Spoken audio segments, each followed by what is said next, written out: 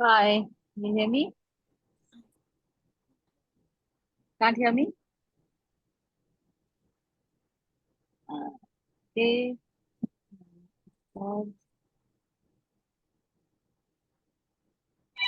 Hi, एक minute Hi, I can hear Varsha. Yeah. Oh God. Hello.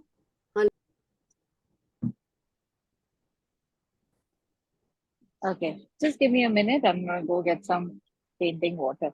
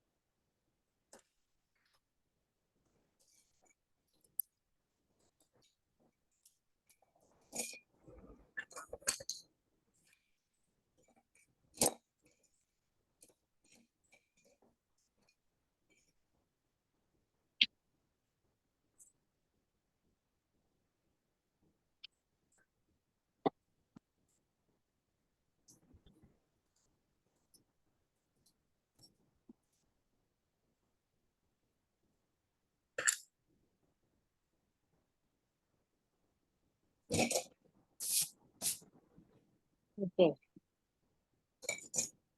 I've shared some pictures of bouquets. You can do that today.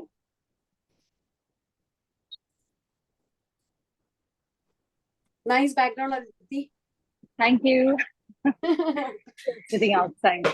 Yeah, nice. Actually, a very nice light over here. Yeah. Beautiful.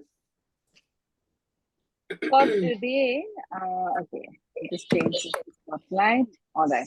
So let's do these bouquets today.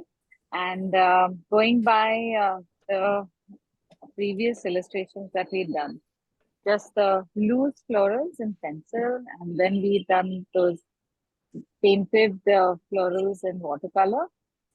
We are going to do something similar. It's a loose illustration of the bouquet, but we're using the bouquet for proportions to understand how you can make compositions, different colors, different shapes and forms of different kinds of flowers that come together to make bouquets. So let me share the image with you so you get an idea about what I'm speaking on.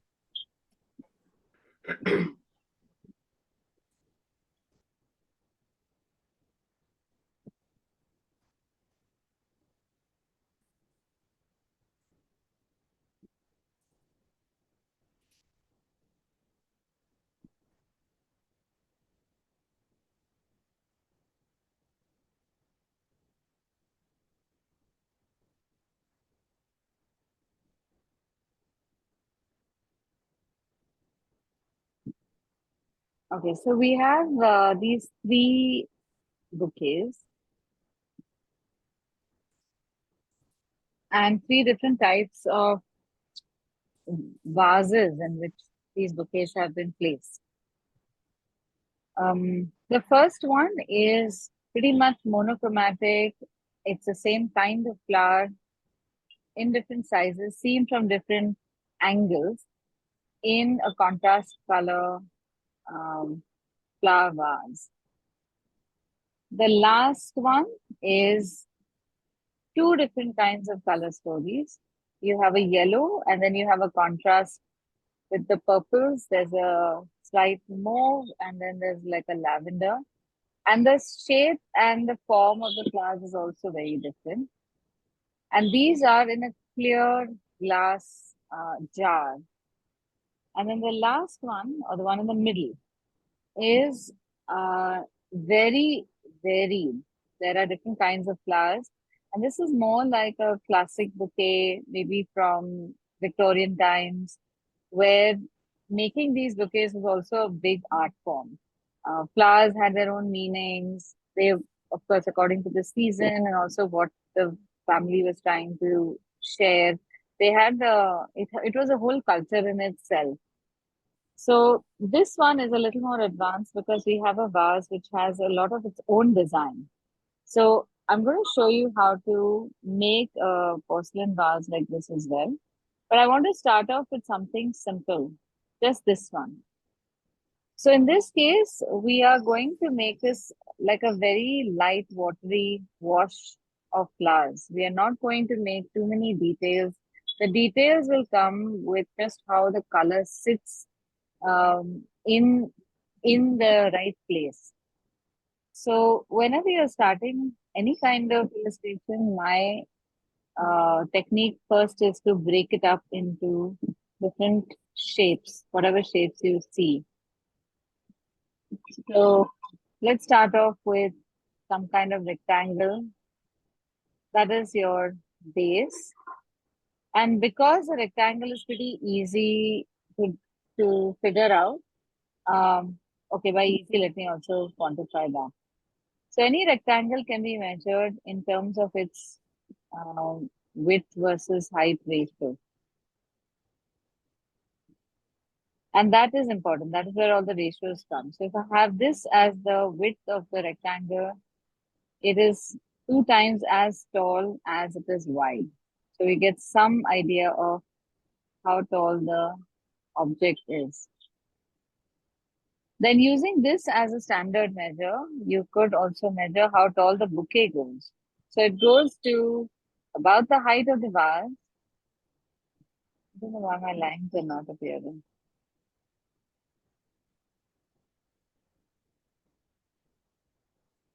Okay.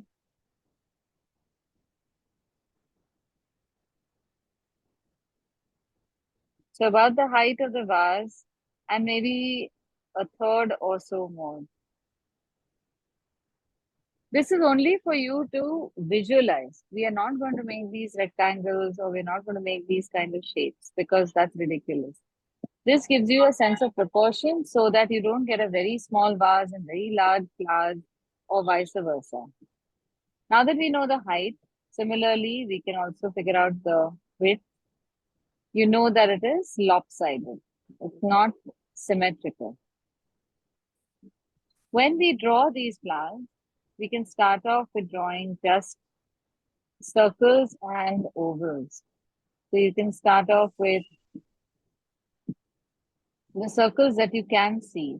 So within the first rectangle space, these are the circles you can see. 1, 2, 3, and you'll start noticing a certain kind of placement of these flowers. They're hardly ever one on top of the other. There may be a slight offset, and that offset can be because of the size of the flower or the shape of the flower, but you keep them in some kind of an interesting placement.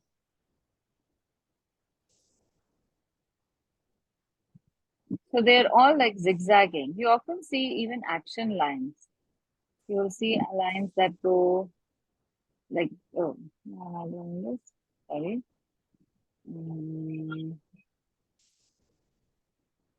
Okay. You will see lines that go out, and there's a lot of concentric lines happening. So these bring some beauty to the I guess an aesthetic appreciation to the placement. So when we are making bouquets out of thin air, these are the things to look out for. And these compositions very easily you will see in things like that already exist, like a picture of a bouquet. So we are going to draw all this by in pencil first, very loosely, and then just draw blobs of colors. What we will be doing is just blocking the design down. It is not making a detailed illustration. This is something that you can do very quickly and you should indulge in because this gives you the practice of looking at objects and then seeing proportion, color, and quickly jotting it down. Eventually, when you want to make very fine, realistic illustrations, if you don't do this part properly, you will be making a perfect petal in the wrong place, or the wrong size, the wrong proportion, and everything can look off then. So I'm trying to safeguard you from that.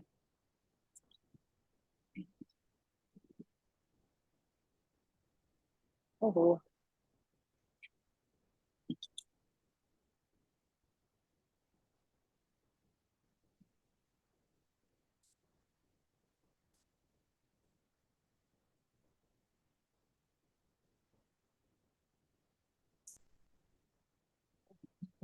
just a little bit further.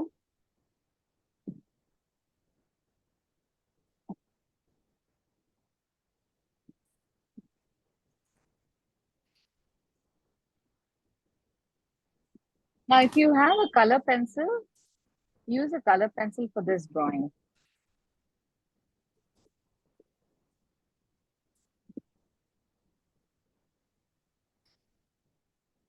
Use your fingers to mark the area. This is a rectangular vase, and this is how big the flowers are going to be. Always take some 5 minutes before to visualize on blank paper what you are going to make. If we start drawing instantly, there's a good chance that we will draw the vase right in the center, because that's the first thing we draw. And then your flowers won't fit. So either they will bleed out into the outside, or you will try to crunch them up so you get a big vase and tiny flowers. So start somewhere at the bottom. Use your fingers to gauge this. This is the shape of the vase. This is the size of the flowers above, and about a third above that. Once you're comfortable with this and you also have enough space on the side, you can start drawing. Very often when we try to draw the perfect shape right from the beginning. But you can also do something like this. You can build the shape with just loose lines without drawing the entire shape. It starts coming together easier. The neck of this vase is very narrow, and then it comes at an angle, it comes down. So instead of starting and drawing this whole line, you first draw the sides, which are easier to draw because they are sometimes parallel. In this case, they're slightly narrow on top. And then notice how rounded the bottom gets. And you can also make a few details of the vase in this shape.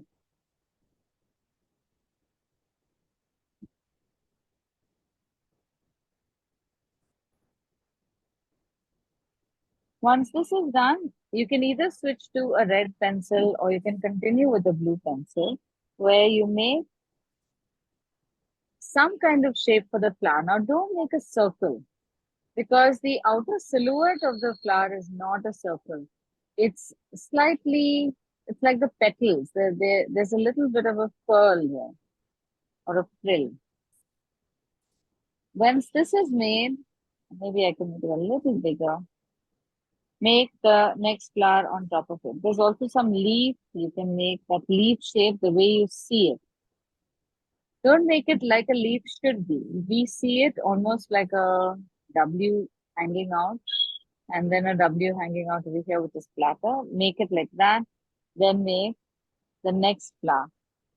In this case also, make a dotted line to figure out what size or proportion this flower ought to be. And then taking the right space, look at the angles that we have for the rest of the flower and start making them accordingly. So this is something that you can talk to yourself about. How tall is the next flower? Is it the same height? How much taller? Is there so much space? You literally have to talk to yourself and give these proportions. And just make the silhouette, the outline of the flower you see.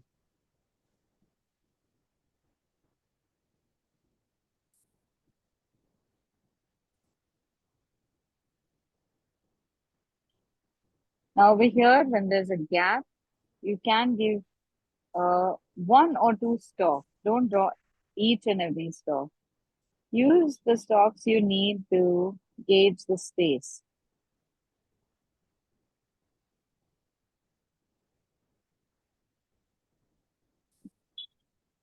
Then between these two, you have a line that comes here.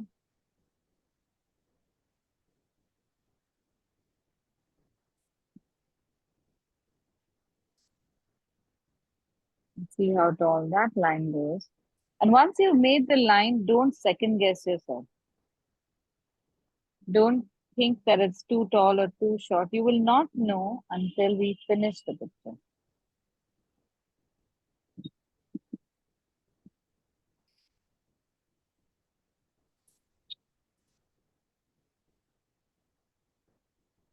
Then there are these buds.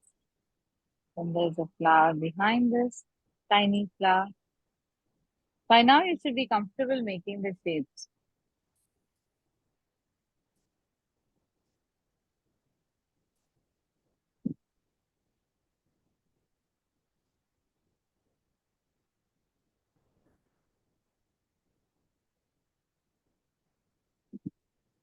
If there are any lines that you made extra and they're just hanging around over here, don't erase them. Just let them be. Once we paint everything, you won't even see those lines.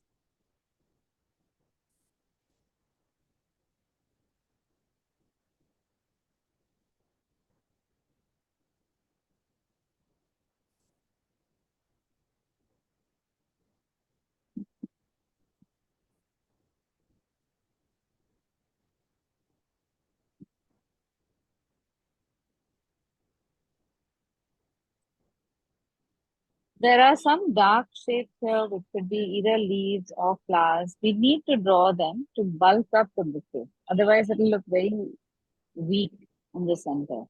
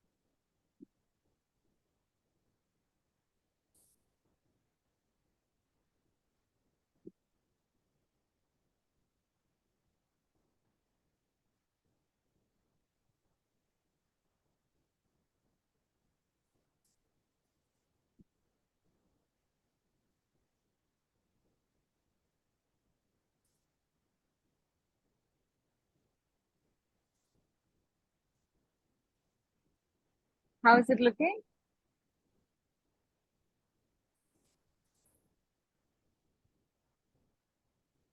Okay, so if you're done by now, uh, we have been able to draw this part in about 10 minutes.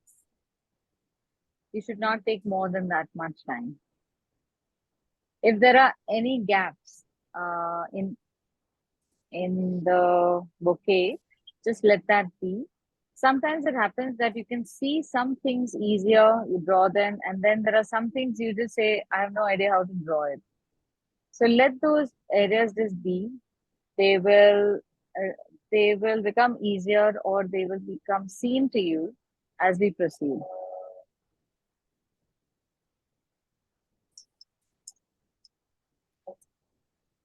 Now I'm going to use a number 10 brush for this, but I'm going to only hydrate half of my brush at any point in time.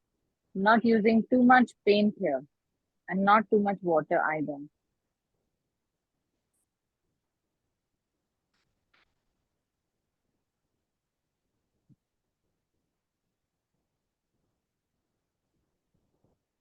So whenever you're painting something like that, which has got a backdrop, it's always good to paint the flowers in the backdrop in a lighter color.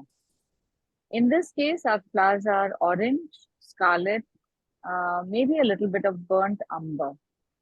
You can use a little crimson also if you want to brighten up the orange.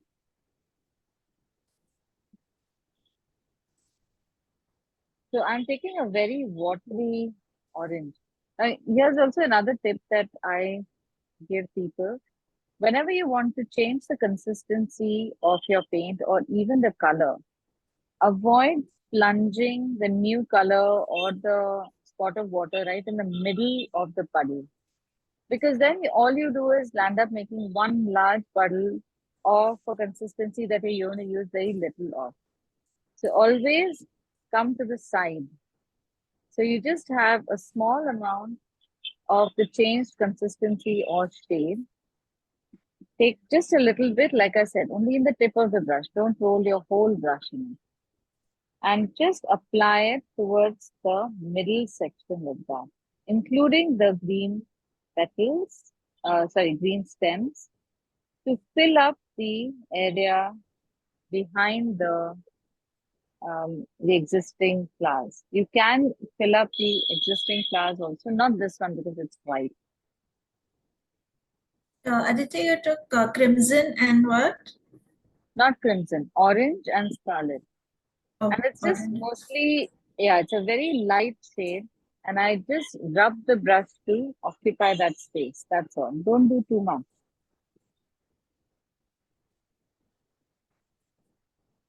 If you look at it a little in detail, you'll notice that I'm not sticking to the lines I have drawn. I have applied the paint a little outside of the lines as well. But in this case, where the flower is, the prominent flower over here faces the front and has got a light center, I've not painted that part.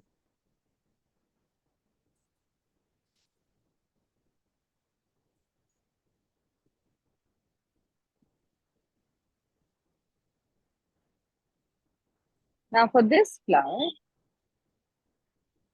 you can start with a little bit of, very little bit of lemon. I'm just touching the tip of my brush to the lemon here. And I'm going to place it around the center. I can also place it in the center because the center is dark. And I'm taking this outward a little bit. There's a little excess paint, so I'm removing that. And I'm going to then use my flower color, maybe a little deeper color also, to just run the edge of my brush around the edge of this flower. And I rotate my brush constantly so that the middle part of the brush remains touching the wet yellow in the center.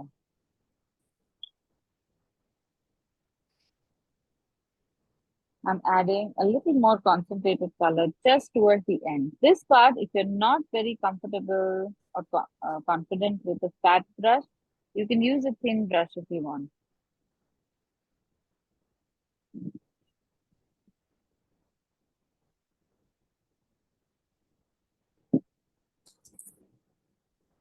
Now, whenever you're doing this kind of a flower, the trick is to not do too much musty with it. If your consistency is not right, there's a chance that the orange will just spread right up to the center. In case it does, just let it do that. It's just a flower. It won't really matter. But since this is the almost like a focal point flower, if we can get it to look slightly different, it'll help.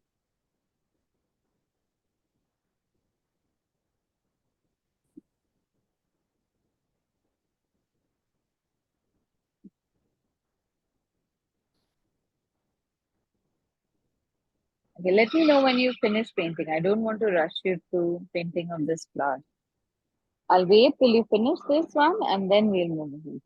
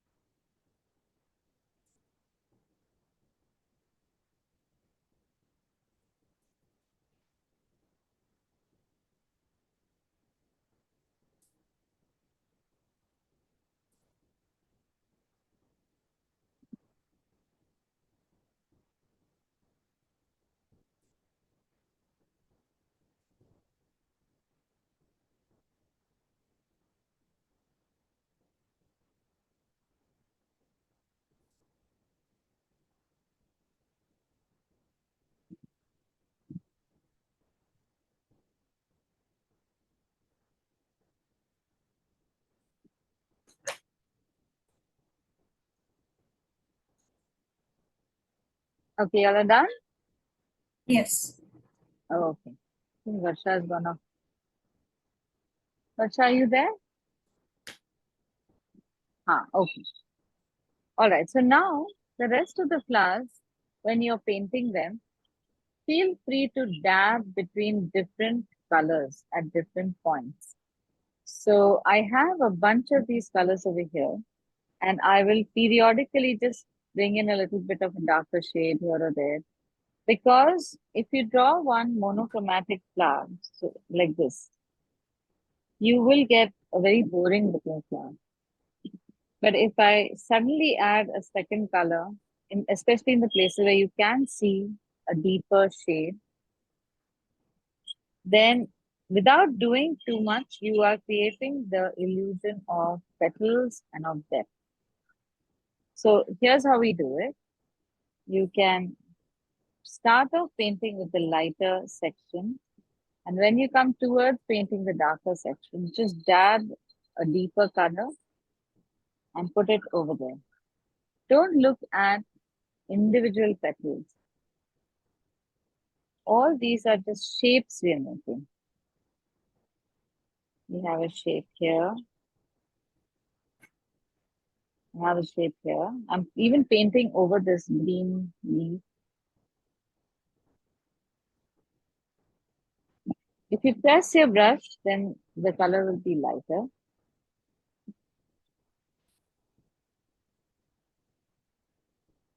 And you can freely also make some shapes like just a mark here or there.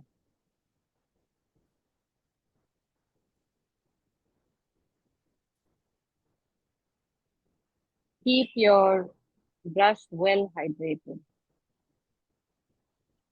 Now we can see that the light is coming from the left of this composition. So obviously every object on the left side is going to be slightly more illuminated and lighter.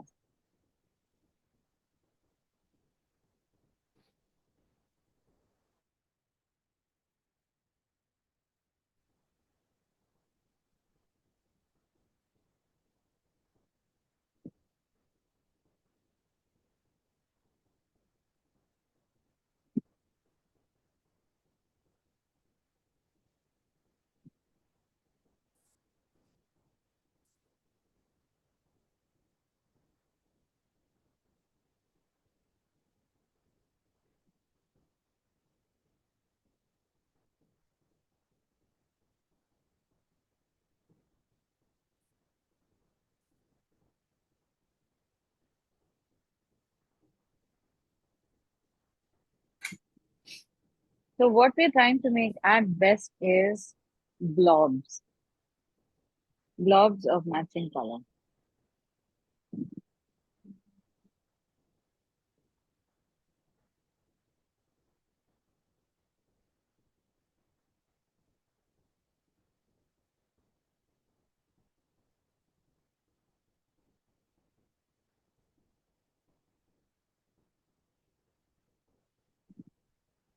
Now the flowers that are in the backdrop, you can paint them a little more detailed this time.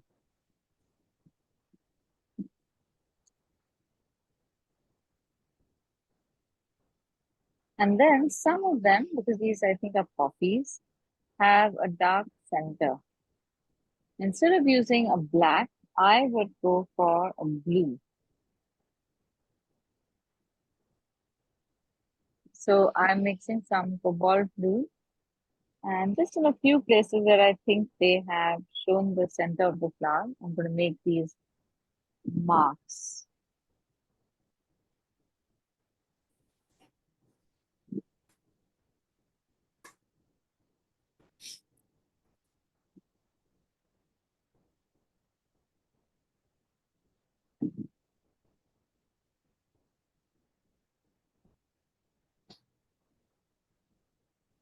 The stalks are made in a green that's more like an olive. So don't use just sap green. I often make sap green with yellow ochre. So you get this very nice, subdued, mature green shade. And you can use that to now make the stalks. If you use the fat brush horizontally, you can get a thick line in one shot. You don't have to fill up anything.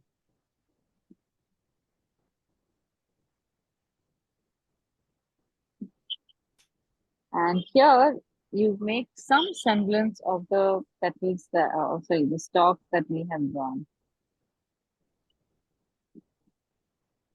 It's quite a busy area.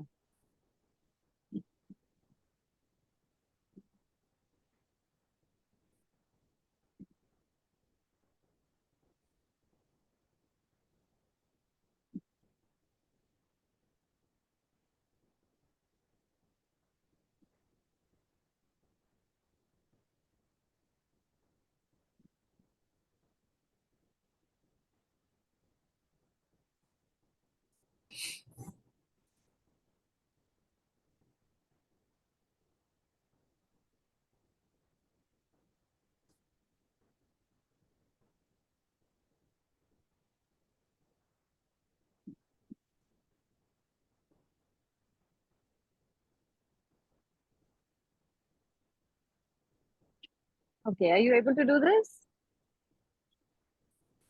Yeah? Not yet. Wait, we are on flowers still. Okay, okay, ठीक है. So I'll wait a little bit. Yeah, yeah. Okay, okay. I'll slow down.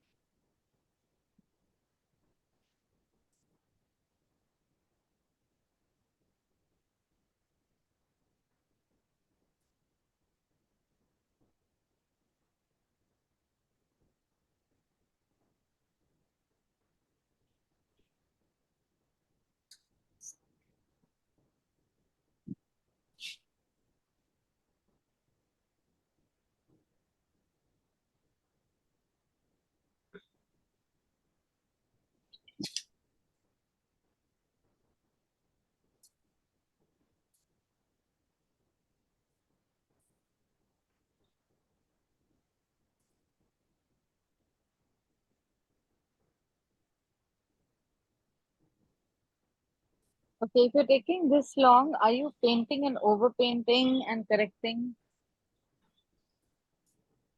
I'm No, done. Okay, okay.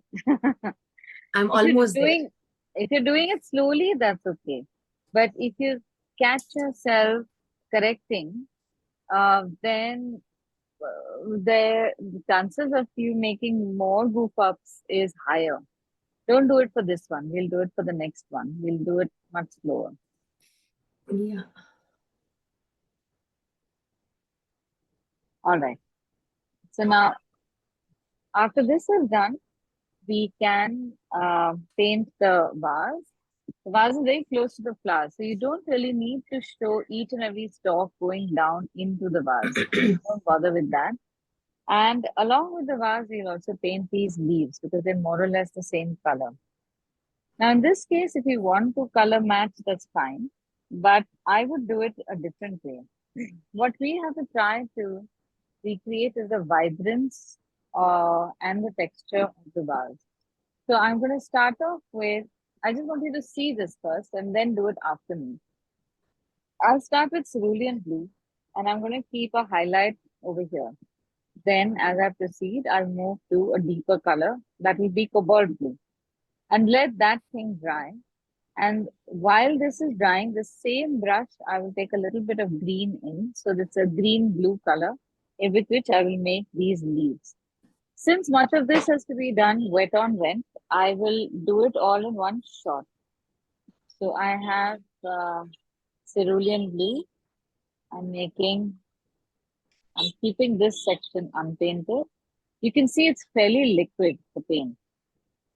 And also when I'm painting, some places I'm not going to paint fluently. I'm leaving a highlight in a few sections.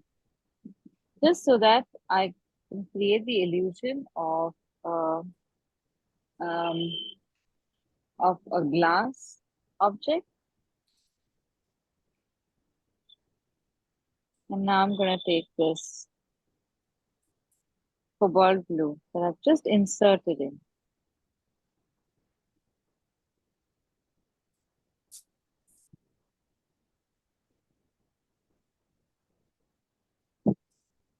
Adding a little bit of cerulean to the right side because there's always a counter highlight. And then bringing it all down to the right. And a nice dark shadow.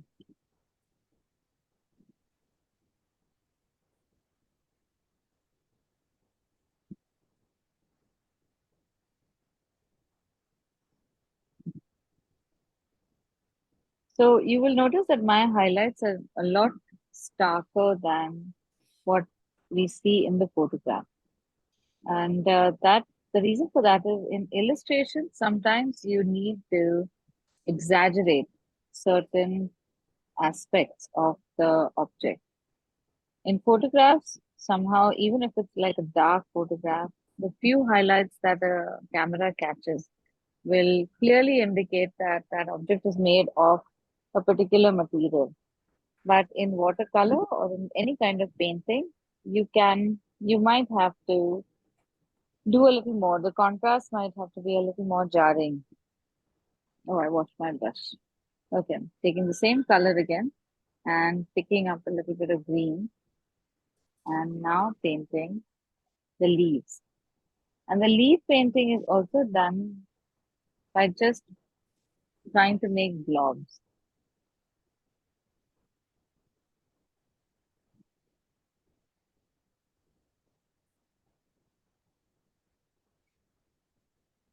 So at every point, what we're trying to do is create layers, create interest, create an opportunity for colors to merge in unpredictable manner.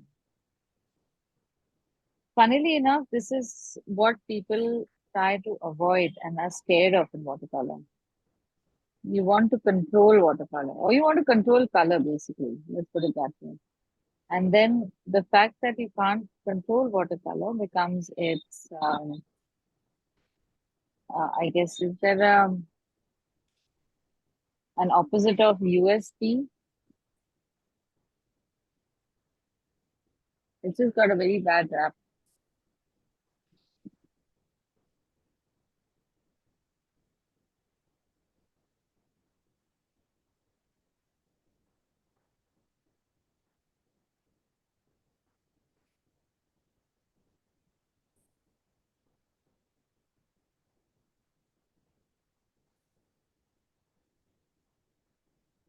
I'm using the same deeper color in a few places on the stalk, not across the whole stalk, and only on one edge to create some shadows.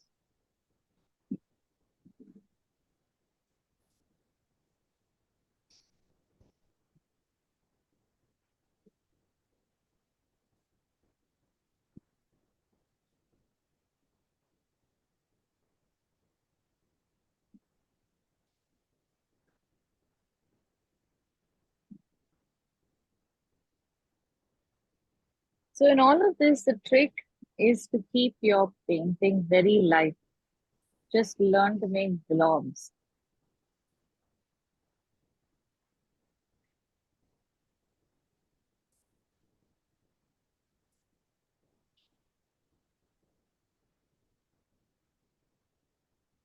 If your flowers are looking a little weak or just like you put one single wash, now is the point when you can add additional color. It's the same colors. I've taken crimson, scarlet and orange and just a hint of crimson. And now I'm going to just add a few shapes which are almost like these vertical lines to the right sides of this, most of the flowers. Some cases you can take it's a burnt umber if you feel you want it deeper. And I'm making this is like the shadow underneath the frill. It's safest to stick with the reds.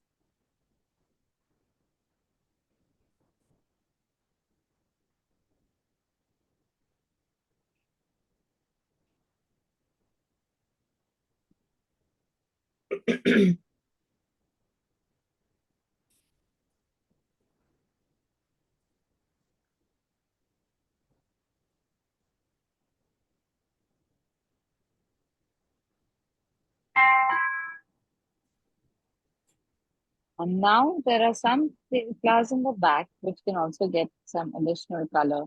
You can dodge through the paint, the stalks and add more color and depth to them. That's it.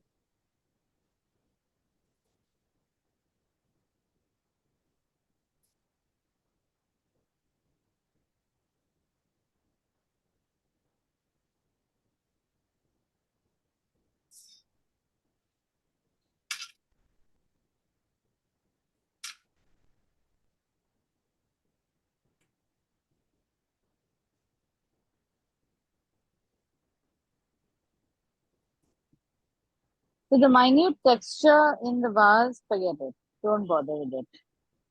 If there are any other details like these petals in this flower which is in the front, don't do it. This is not the style in which you want to paint it. Also, often the size of the reference image we have is really small. And if you want to make a large painting of this, like even an A4 size, you need to have a much more detailed impression of whatever you're painting. Because if you don't see the details, then you would just be trying very hard to make like pixel representations of what you see.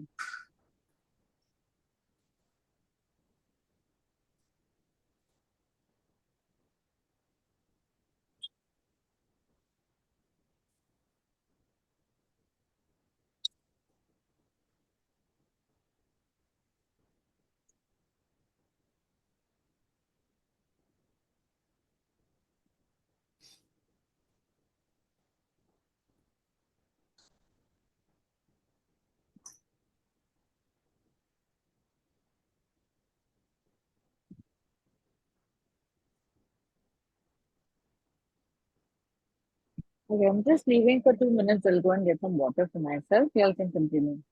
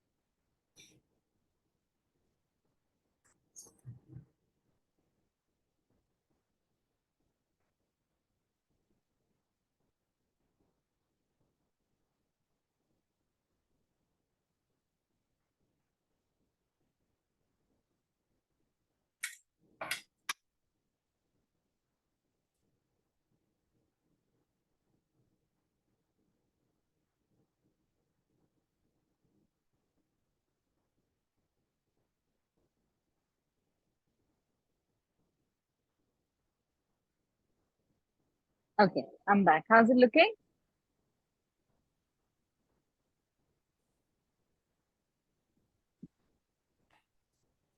Looks like a flower and vases.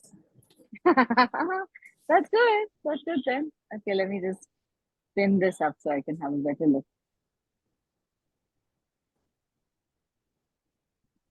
Okay, that's a good start. Nice. It's a nice abstract. What do you think? Yeah.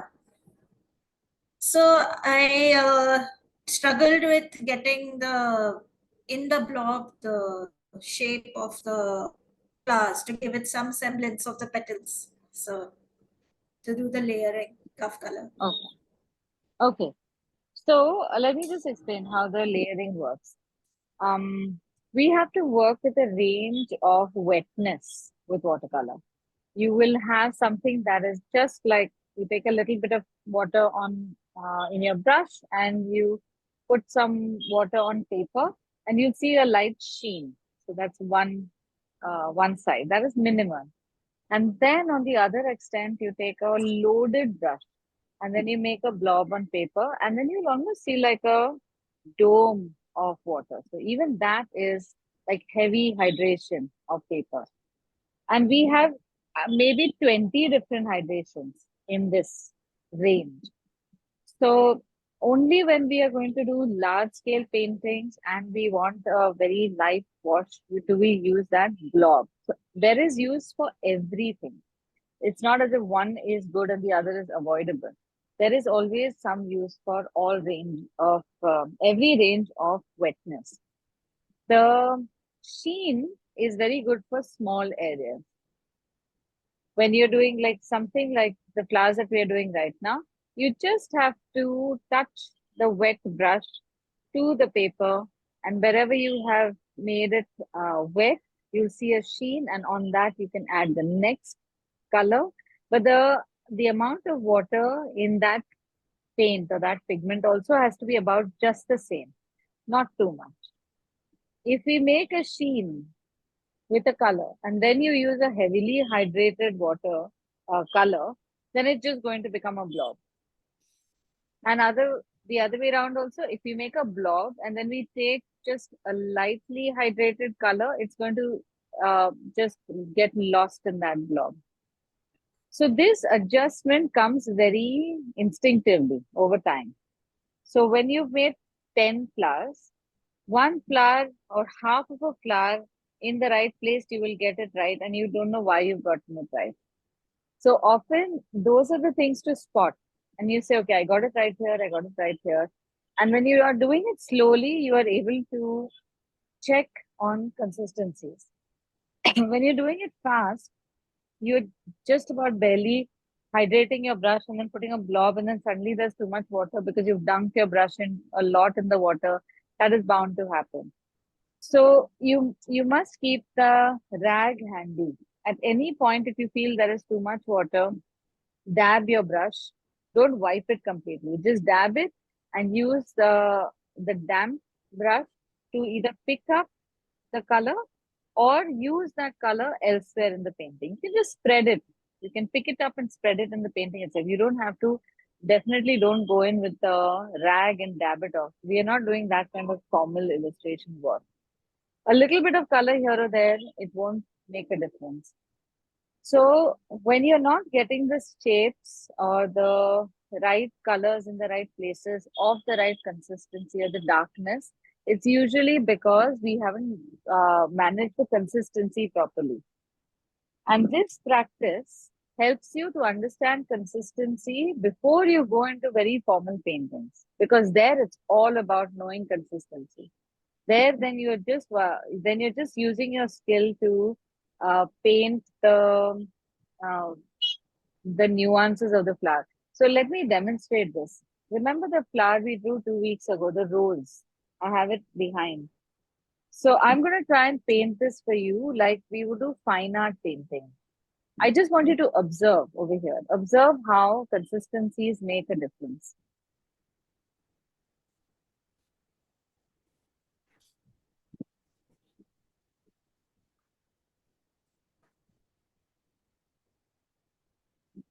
Few weeks ago. No?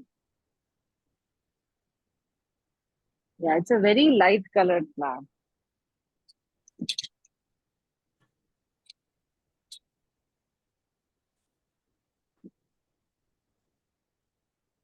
Oh, sorry. I need to pin my. Yeah. So here now, there's also a bead of water, which I'm going to ignore. This is the bottom. There's no bead of water. So in this case now, I'll use the same color palette. But what I do in the beginning is I'm prepping the paper with a little bit of color. So I will take the color, but I will push it into certain areas.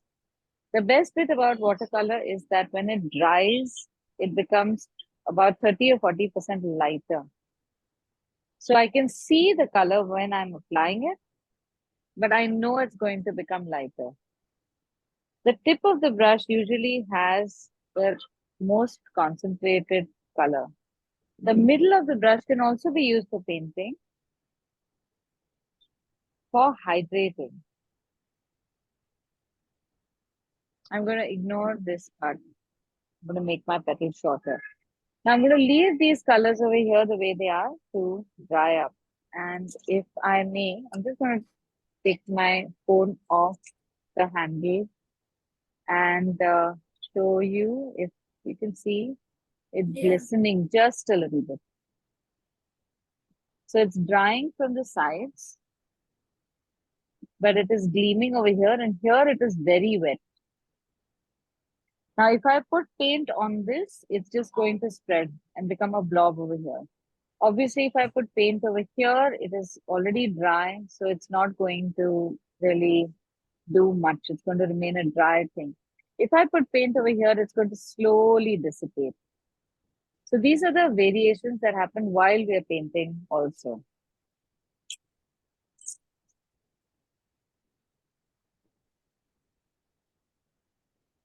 So in this case now, I can wait till the paint dries, and then I can take a very light shade. So I'll test the shade here. It should not even be this dark. I will make it lighter by wiping it on the rag. And then I can start adding shades to this petal very, very subtly. And how I move my brush is quite critical, because in some places, if I use the tip, I will get a very sharp edge. If I don't want a sharp edge over there, I should be using the middle part of the brush. And the consistency of the color should be conducive for this painting.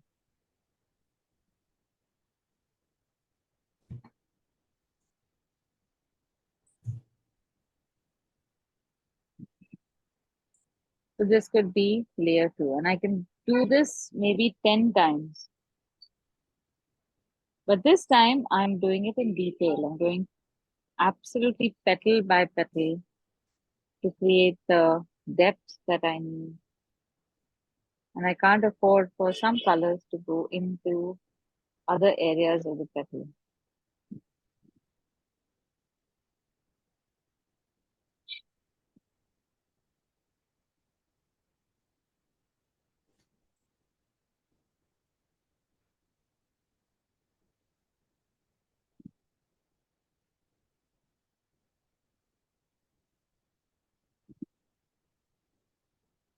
So here I have very little paint in the brush.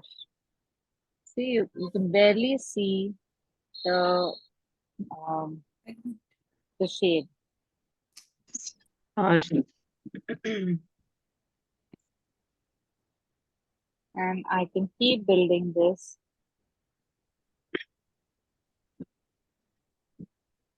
lightly.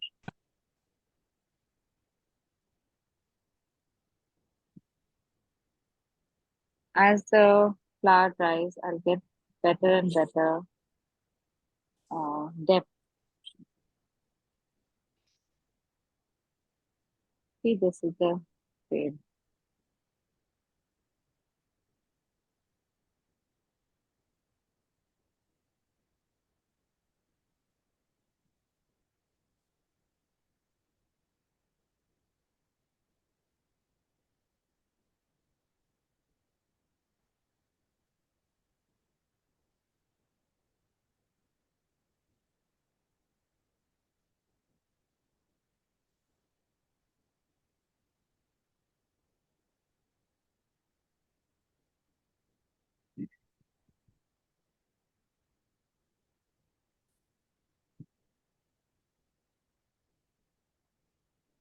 Now, while it is wet, if I add this shade, it's going to just dissipate, and I'll have no control over how it spreads. So the initial water you had applied in this portion is dry, right now? Yeah, it's dry. See, this is all completely dry. Okay. So that was just a glaze. I take the brush and I glaze it over. Like I showed you, you just see a sheen. Yeah. That's all. Yeah.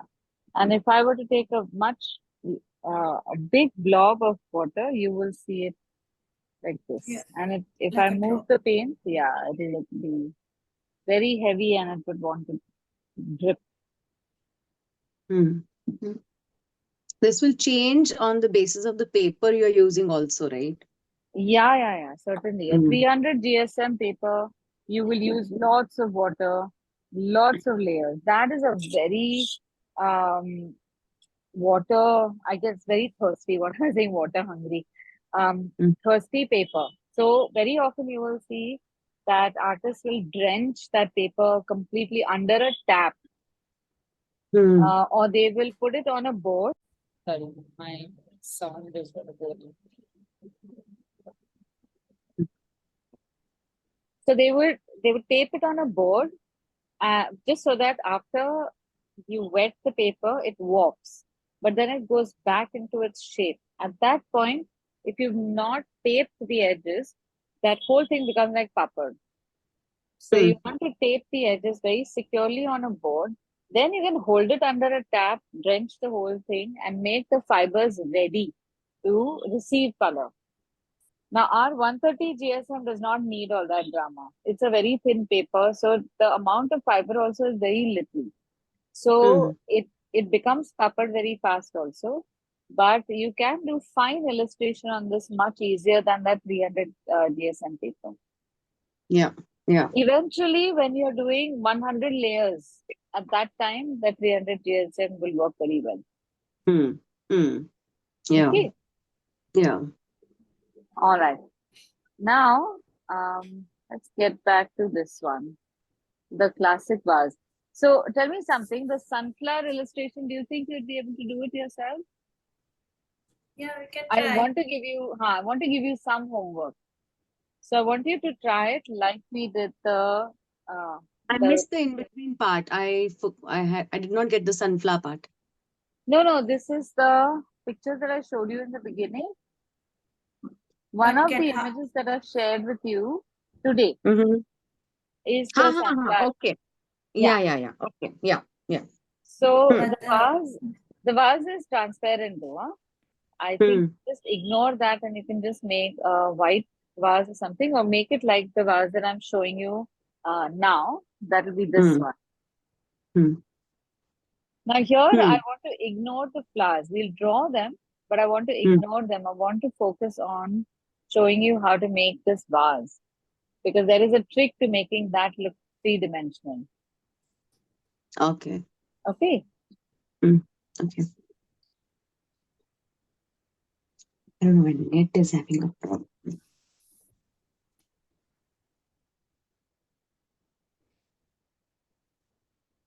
So let's draw the vase and the flowers exactly like how we drew this fellow. The same proportions. We have almost half and half now. The vase is this big, the flowers are over here, and they spread into quite a nice semicircle over the vase. The shape of the vase is also quite nice. It's make it a little far away from the first drawing. Make the sides first, or made it slightly more narrow at the bottom than it's supposed to be.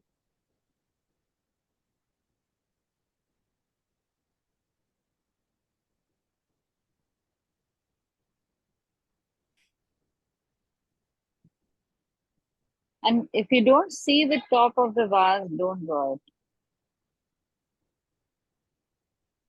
We already have some flowers that are obscuring the view. And I think there are some berries also. I don't know. These look like very artificial flowers.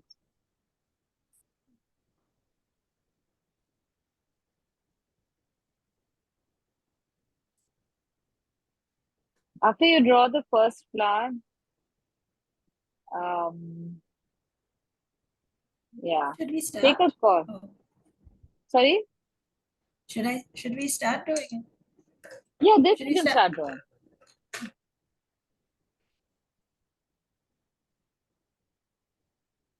You will be able to draw. Now, this is exactly like the first picture. Just drawing Yeah. silhouettes of flowers.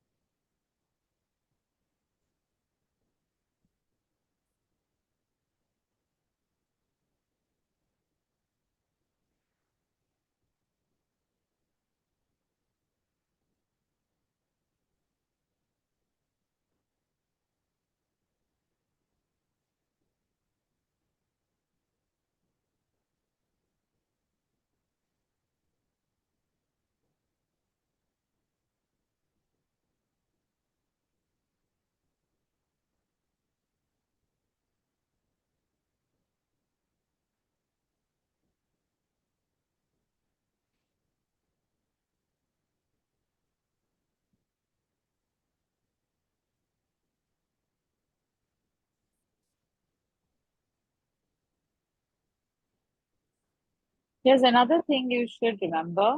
When you're drawing a composition that has multiple elements, avoid enlarging the picture to see details that you're not sure about when drawing, because you will then make a mistake in the proportions.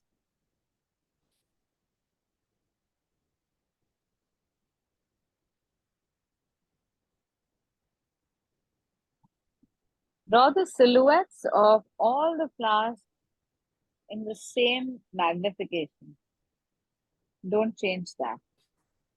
After you have done that, when you want to see details, at that point, like in this orange flower over here, I can see a petal here, here. Something is happening in the center of the flower. I can't see what it is.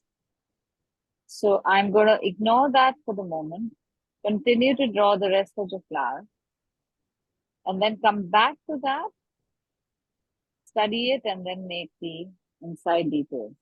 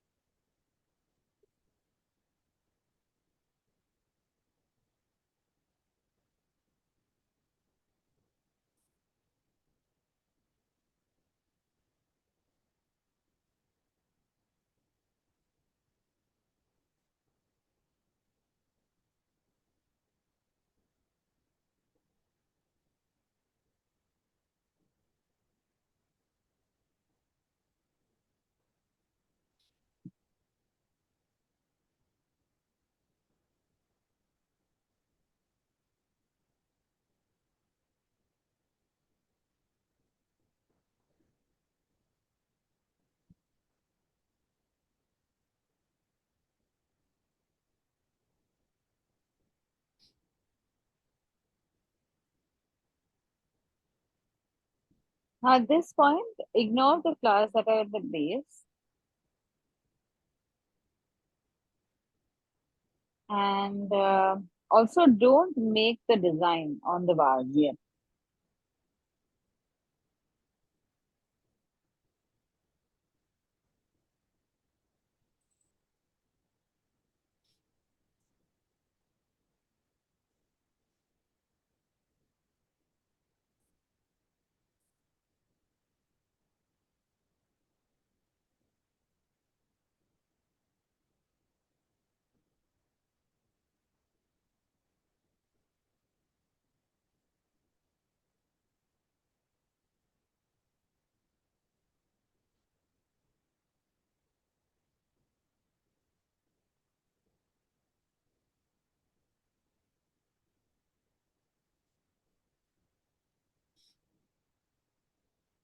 Are you all done?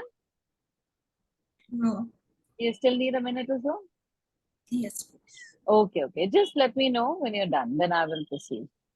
Yeah, I'm almost done. Okay.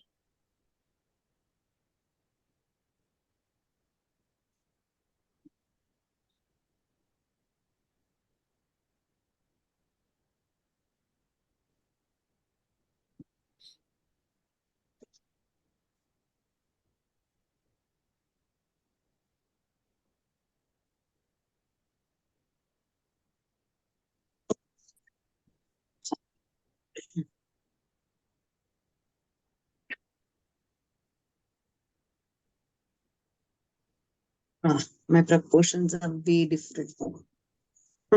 Even mine are different. Mine have also gone a little off. This flower My went vase really would far be away, better. so Hmm. it's lopsided.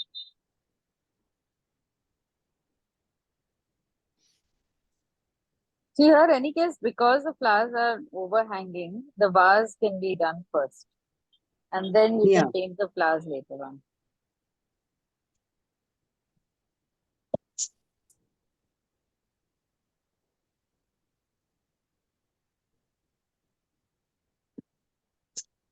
Somehow my laptop is not functioning. I have no idea why. Oh, Yeah, so from the mobile, oh, you're not able to see detail. हाँ तो छोटा छोटा हो गया सब. Oh ठीक dear. है, net नहीं मिल रहा है. ठीक है, that's okay. But then watch the video. I'll do that. Yeah. Yeah, because this it's better to see it on larger Up screen. close, no? Yeah, I thought so. Something was.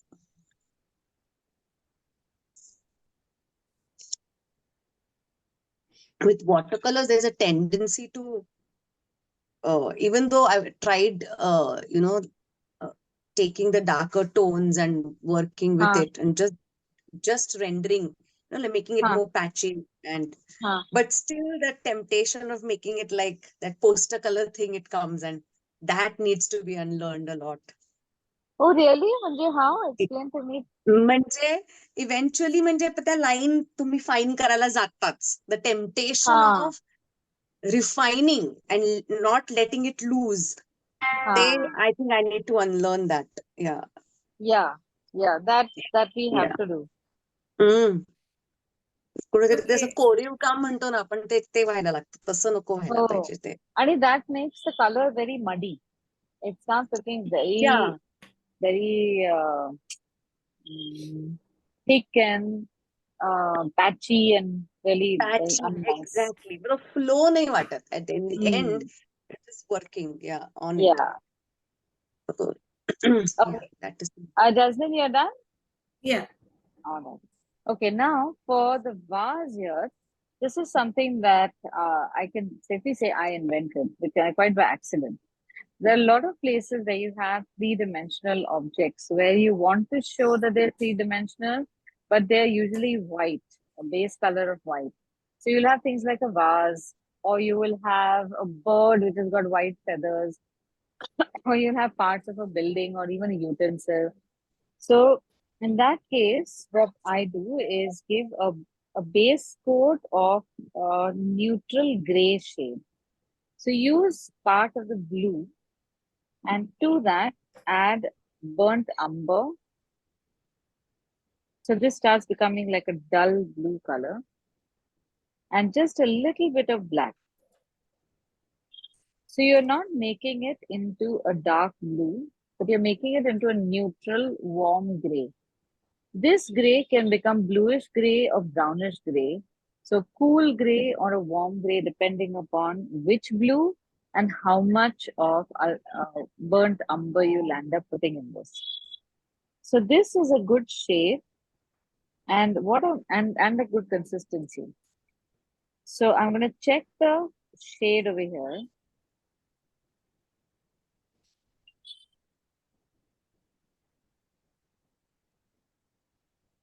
This is too much paint in the brush. So I'll reduce it further. This is about as much as I want, just a little bit in the brush. And now I'm going to sweep my brush across certain areas. This is again still too dark, so I'm taking a little more water. I'm not changing this. No more paint. And I'm going to run my brush along the dark edge. So I want the tip of my brush to go along the edge of the vase. So I'm turning my book around so that the middle part of the brush comes in the middle of the vase itself. Now I've taken more water and I'm spreading this paint out. If I don't mess with it, it'll spread very nicely. If I start messing with it and shading it like color pencils, then it'll start becoming patchy. And I've used only that one dip into paint to put this gray all over the place. I'm not using any more color. A little bit on the base. So can you see how subtly that object has started looking round? So this works for things like inner eye, the white of the eye. Very often, even on skin, we can make a certain area look three-dimensional by using this very light shade. It's almost non-existent. And once this dries, then we can draw out our design. So the design becomes primary. That is where all the attention is diverted. But if we just draw it flat, you will not, this will look like a flat picture of a design that you're trying to make look circular. So because of these lines over here, it will look circular, but it won't have that kind of dimension. Now using your blue pen, you can try and replicate some of the patterns the way you see them. If possible, don't magnify. Don't try to make details in such a small illustration. Here, the painting is done in a mix of cobalt blue and cerulean blue. And it all starts with, again, a light color first, and then deeper colors, and sometimes even leaving it white. So in this case now, I'm just going to skip the light colors. I'm going to make a dark color patch at the base. But there is a highlight over there, so I'll leave that highlight. It's very easy to leave highlights. Huh? Most people, I remember as a child, my mom was so intimidated by watercolor. She said, "Itko avghad asतं, itko avghad asतं, ki tumhala you have to think about what you have to leave before you even start painting. Only then you start painting." And that is true, but that exercise has to be done just once. You identify what you have to not paint and you leave it. And then you move on to the ones that you have to paint. So that's about it. I don't know why she made it such a big deal. For years, I was scared of watercolor.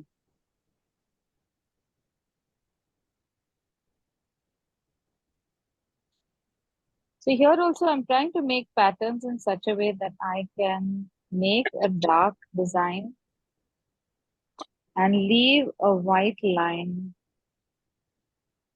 in the negative. My design is not going to be extremely accurate, but it's just going to create a semblance of the vase that I see. Most of this color is cobalt blue with just a hint of ultramarine. Okay.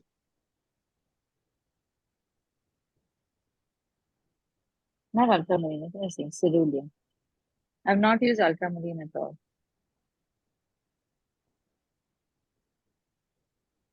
Here is cerulean.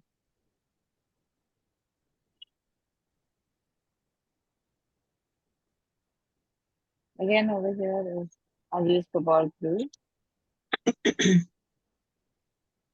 So the design has got white lines in them, and that might be very difficult to draw. So I turn it around and make it a design that looks like it has got white lines in between it.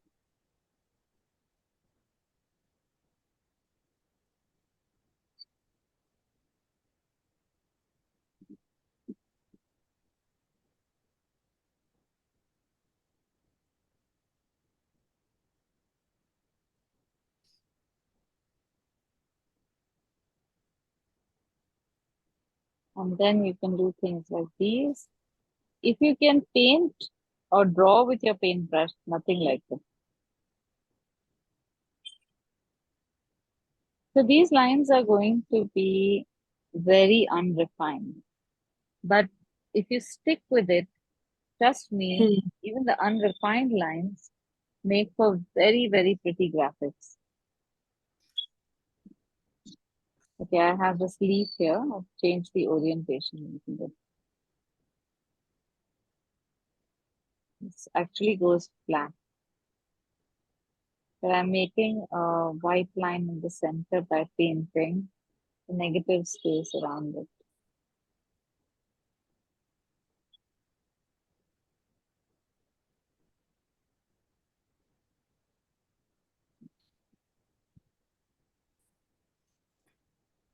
And then you can simplify the design.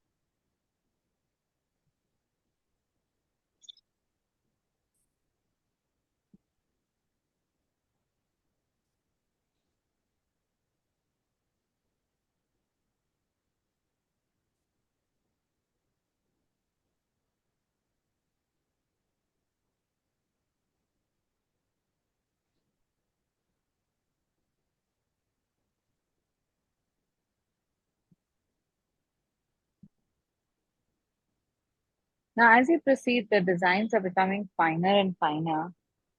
So if you can't, if that bird and all is too much to handle, you can just draw a few branches with a thin brush also. I'm drawing these with a very fat brush because this brush happens to have a very nice point. But in the beginning, because you might be uncomfortable or unfamiliar with what is the right texture, what is the right consistency, it helps to use a brush where you just take very little paint. Hmm. There is no room at all to use extra paint. So then it becomes easier. This is your S series brush, na? Yeah. Yeah, I need to buy. So here I can also do things like these. There's a very nice motif over here which has got light colored leaves, and inside that it's got dark colored leaves.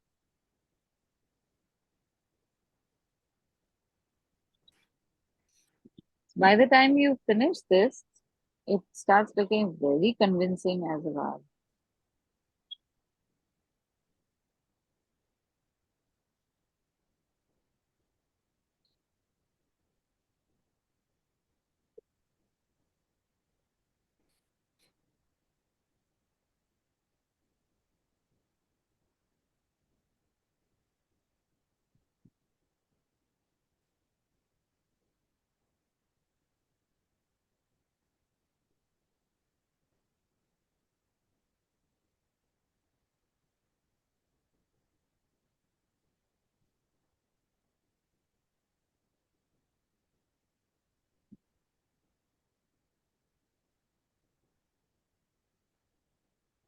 So in a place like this where I've got this line coming, I can always add a few motifs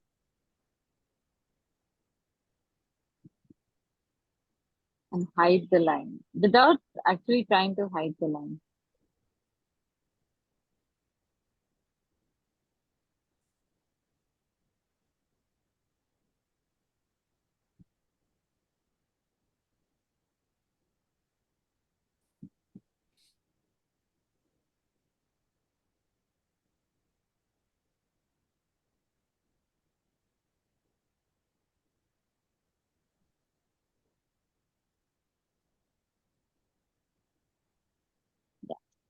So this is something that we're going to do in the next class. We will be help you how to convert real flowers into a graphic representation. Not so much like these, but uh, another kind, like how to convert maybe a hibiscus into an easy line drawing, which can then be you can recognize it probably as a hibiscus. Sometimes you can't even recognize those flowers, but they work very well for texturing or creating maybe cards or gift wrapping paper or some kind of surface pattern where um, the imperfect shapes are all that you need. Because the perfect shapes would just make everything look very Victorian. Yeah.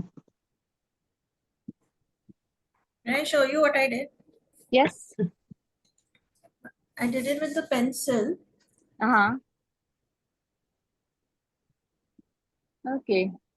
Can you see? Okay, it's looking good. Yeah, yeah. So you will paint this, no? Yeah. Yeah. So I can see the 3D effect.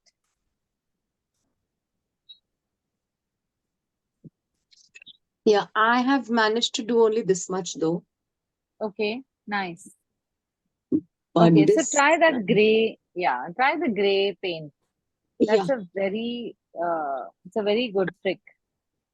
And yeah, the funny thing is, only after you finish the whole painting, that does that grayness give you the 3D feel. Before yeah, that, yeah. it doesn't. Everything just looks like, oh, you've got a gray back, nothing is happening. Yeah, but But I was just after, wondering, we don't really work on the tonal quality of the blue, which is in the design on the highlighted area, and we don't really go into that detailing. Okay. you Yeah. don't need to, because once Okay. you've got this base, you don't need to. So that gives a rounded to itself. Yeah. It does. Yeah, yeah. That Okay. works well. Yeah. Yeah. Great. Yes. Okay. So when you are finished this, put it on the group so then I can have a look. If you have any questions, share with me. If you have any problems, I will try to look. Otherwise, if you want, just go on to the YouTube channel and check if there are any other classes on flowers. I have a feeling we might have one or two. You can just go through those also. Okay. Because in each class I've done some different kind of flower, different composition. Though the topic may be the same, but the composition will be different. So you can do some extra work in there. Okay. This sunflower one, which we have to do as homework, I am daunted by those purple flowers of two kinds. How is one to tackle those little flowers? Just blobs. So the color, you can create the color using ultramarine blue and crimson. Both those shades come from these two color combinations. One will have more crimson, the other one will have more ultramarine blue.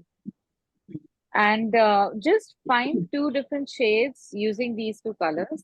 Don't really try to match them as much as all you need to do is keep one slightly bluish purple and one slightly reddish mauvish purple, and you should be fine because both these colors are complementary colors to the yellow sunflower. So your picture will work. And the yellow sunflower don't make it only in lemon yellow. That is sometimes our go-to color, but mix the lemon yellow with a little bit of gamboge. And in some places where you want to do a shadow, use yellow ochre. Okay. All right, chalo. So I will leave you with that. And I will, oh, let's see, Varsha's made this. How nice. That looks Wow. beautiful. It's But in I had pencil to or work on the colors? background because I think I goofed up with lemon. I mean, the shades, the roundedity of the flower has not really come, but then I cheated with making a darker background. But I know that the 3D aspect of it is a little missing in a So way. if Or I I don't know think whether it's it is pencil missing, colors. no. So it's possible that you think it is missing because that we don't have a very strong contrast. In a few places behind a few petals, if you add a strong contrast, you'll start getting depth. When you get depth, then with that depth also towards maybe the inside or the outside edges, you can add some more shadow, and then you'll get the whole globe or spherical look. So it's a matter of adding contrast. Okay. Yeah. Okay, Yeah. Okay. chalo. I'll Thanks. catch you next week. Bye. Thanks. Bye. Bye-bye. Happy Dasra. Oh, Yeah, same happy to Dasara. you.